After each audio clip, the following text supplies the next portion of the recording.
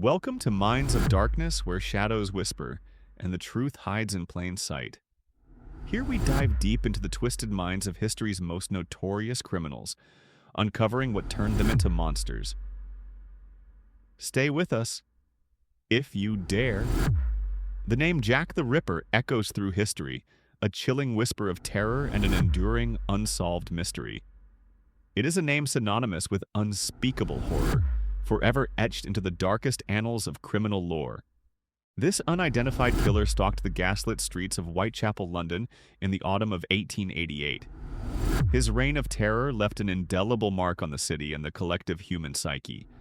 The legacy of fear he spawned, coupled with endless speculation, continues to fascinate and horrify generations. The Ripper remains a phantom, a symbol of ultimate evil. His story is a stark reminder of the darkness that can consume a city and the elusive nature of true justice. The terror he inflicted still resonates a century and a half later.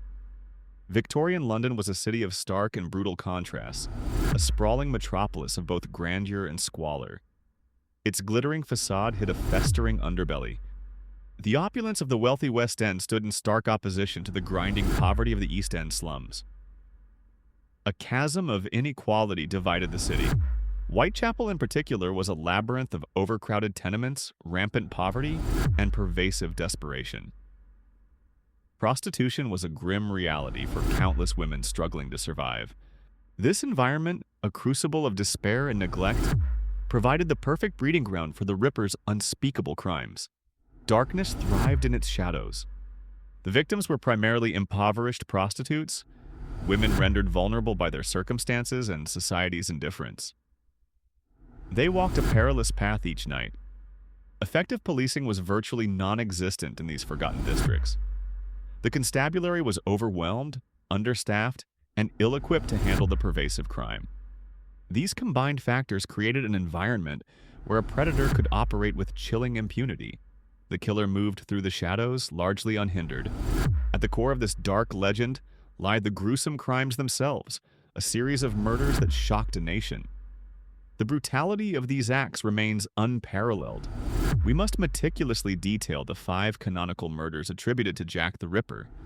Each victim's story adds another layer to the chilling narrative. The attacks were characterized by their brutal nature, a savagery that spoke of profound hatred and a disturbing pathology.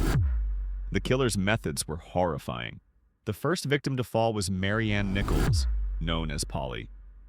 She was a woman struggling with alcoholism and poverty, often sleeping rough. On August 31st, her mutilated body was discovered in Bucks Row. Her throat had been deeply cut, and her abdomen savagely ripped open.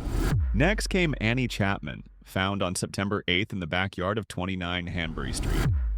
She was a widow, also battling poverty and addiction. Her throat was severed and her abdomen was opened, with some organs removed. The killer's signature was becoming terrifyingly clear. The night of September 30th brought a double horror. Elizabeth Stride, a Swedish immigrant known as Long Liz, was found in Dutfield's yard. Her throat was cut, but the expected abdominal mutilation was absent, suggesting the killer was interrupted. A moment of reprieve, perhaps, for her. Just an hour later, Catherine Eddowes, known as Kate, was discovered in Mitre Square. She was a resilient woman, often working as a charwoman. Her mutilations were extensive and horrific, including facial disfigurement and the removal of a kidney and part of her uterus. The killer's rage was escalating. The final canonical victim was Mary Jane Kelly, found on November 9th in her room at 13 Miller's Court. She was the youngest and arguably the most tragic. Her murder was the most savage of all, her body almost entirely disemboweled and disfigured. The scene was one of unimaginable horror. The emphasis on the mutilation and the chilling, almost surgical precision of the attacks is crucial. This suggested a killer with a disturbing knowledge of anatomy. These details convey a visceral understanding of the killer's depravity, a mind capable of unimaginable cruelty. The terror was palpable. A frantic investigation followed these atrocities, plunging the Metropolitan Police into a desperate hunt. The pressure from the public and press was immense. The police struggled, hampered by outdated forensic techniques and a severe lack of resources. They were ill-equipped for a killer of this nature. Exploration of various suspects began, some prominent, some obscure. Montague John Druitt, a barrister, was an early and often cited person of interest.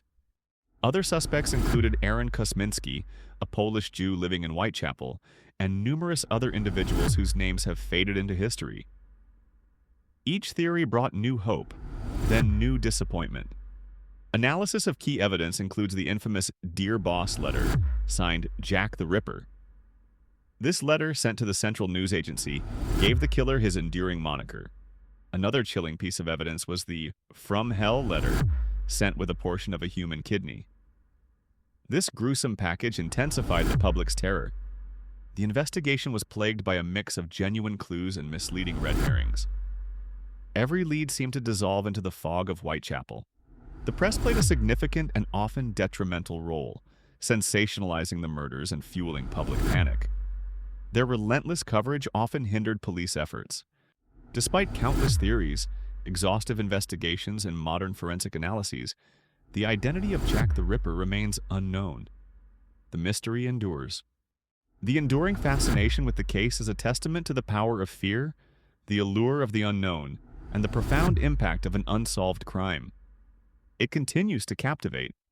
The Ripper's story is a chilling reminder of the darkness that can lurk within the human heart, a darkness that can emerge from the shadows. It speaks to our deepest fears.